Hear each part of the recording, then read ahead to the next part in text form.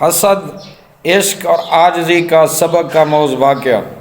سلطان محمود غزنوی رحمۃ اللہ علیہ کے محبوب وزیر حضرت ایاز رحمۃ اللہ علیہ، جو اس کی فوج کا سپہ سالار تھا، اس نے اپنے پرانے کپڑے اور جوتے ایک کمرے میں رکھے ہوئے تھے۔ وہ روزانہ اس کمرے میں جاتا اور اپنے پرانے کپڑوں اور جوتوں کو دیکھ کر کہتا، اے ایاز قدر خود بشناس، یعنی اے ایاز اپنی قدر خود پہچان۔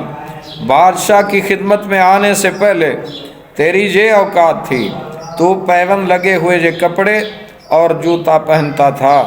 خیال کرنا، اپنے موجودہ مرتبے پر نازا ہو کر کبھی بھی اپنی حقیقت کو نہ بھول جانا۔ دوسرے امراء اور وزراء اس سے حسد کرتے تھے۔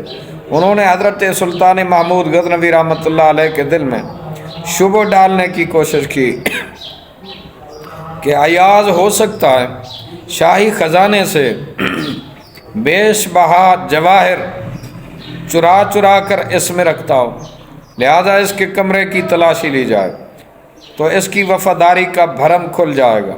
بادشاہ ایاز کی وفاداری اور پاک بازی پر پورا یقین رکھتا تھا، مگر بادشاہ نے حکمت کے تحت حکم دے دیا کہ اس کمرے کے قفل کھولے جائیں۔ بادشاہ کا حکم پاتے ہی حاسدین نے قفل توڑ ڈالا اور یوں اندر داخل ہوئے جیسے چھاچھ سے بھرے ہوئے گہرے برتن میں مکھی مچھر گھس جاتے ہیں۔ انہوں نے کوٹھڑی کا گوشہ گوشہ چپا چپا چھان مارا، سوائے بوسیدہ کپڑے اور جوتوں کے اور کچھ نہ ملا۔ آپس میں کہنے لگے، ایاز بہت چالاک ہے، ضرور اس نے زر و جواہر دفن کر رکھے ہوں گے۔ انہوں نے کدالیں اور پھاوڑے لے کر سارے کمرے کا فرش بھی اکھاڑ ڈالا، مگر کچھ ہاتھ نہ آیا۔ پھر جھنجھلا کر کوٹھڑی کی دیواریں توڑنے لگے کہ شاید وہ خزانہ اینٹوں کے اندر چھپا ہو۔ ہر اینٹ سے لا حول کی آواز آنے لگی۔ آخر ندامت اور پشیمانی کا پسینہ ان کی پیشانیوں سے بہہ بہہ کر چہرے پہ آنے لگا۔ اس بےہودہ کارروائی کے بعد دوستوں انہیں یہ خوف دامن گیر ہو گیا کہ بادشاہ کو اب کیا جواب دیں گے۔ آخر کار مایوس ہو کر بادشاہ کی خدمت میں حاضر ہوئے۔ بادشاہ نے پوچھا، تم نے یہ کیا حال بنا رکھا اور وہ مال و دولت کہاں ہے جو تم ایاز کے کمرے سے لوٹ کر لائے ہو؟ بادشاہ کے ان کلمات کی تاب نہ لا کر سب کے سب حاسدین بادشاہ کے قدموں میں گر پڑے۔ سلطان نے ارشاد فرما، یہ معاملہ ایاز کی ثوابدید پر ہے، کیونکہ تم اس کی آبرو سے کھیلے ہو۔ گہرے گھاؤ اس نیک دل کی روح پر لگے ہیں۔ سلطان نے ایاز کو طلب کر کے فرمایا، اے نیک بخت، تو اس امتحان میں سرخرو نکلا، یہ تیرے مجرم ہیں، تجھے پورا اختیار ہے، انہیں جو چاہے سزا دے۔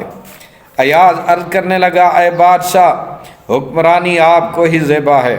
جب آفتاب اپنا رخ روشن دکھاتا ہے تب ستارے نابود ہو جاتے ہیں۔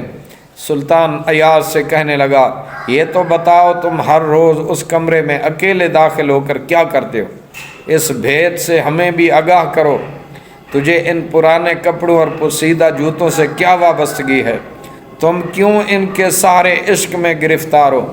انہیں مخاطب کر کے باتیں کرتے ہو، انہیں کوٹھڑی میں چھپا رکھا ہے۔ کیا وہ قمیص حضرت یوسف علیہ السلام کا پیراہن ہے اور وہ جوتے کس عظیم ہستی کے ہیں جنہیں تو چھاتی سے لگاتا ہے؟ یہ کیسا جنون اور حماقت ہے! یہ تو بظاہر لوگوں کو دیکھنے میں نہایت ادنا قسم کی بت پرستی معلوم ہوتی ہے۔ ایاز کی آنکھوں سے موتیوں کی لڑی جاری تھی، آنسو جاری تھے۔ عرض کرنے لگا، اے شاہ ذی جاہ، میرا موجودہ مرتبہ یا آپ ہی کے لطف و کرم کا مرہون منت ہے، ورنہ میں تو حقیقت میں ایک مسکین اور بے نوا آدمی ہوں اور یہی پرانے کپڑے اور جوتے پہننے کے لائق ہوں۔ دراصل یہ میری غریبی کے دنوں کی یادگار ہیں، ان کی حفاظت کرنے سے میری غرض یہ ہے کہ اپنے بلند منصب اور شان پر مغرور ہو کر میں کبھی کہیں اپنی حقیقت کو نہ بھول جاؤں۔ اصل میں ان کی حفاظت نہیں کرتا، بلکہ اپنی اصلیت کی ذات کی حفاظت کرتا ہوں۔ دوستو، ایاز کا یہ جواب سن کر تمام حاسدین کے سر شرم سے جھک گئے اور حضرت سلطان محمود غزنوی رحمۃ اللہ علیہ نے سید ایاز کو اپنے سینے سے لگا لیا۔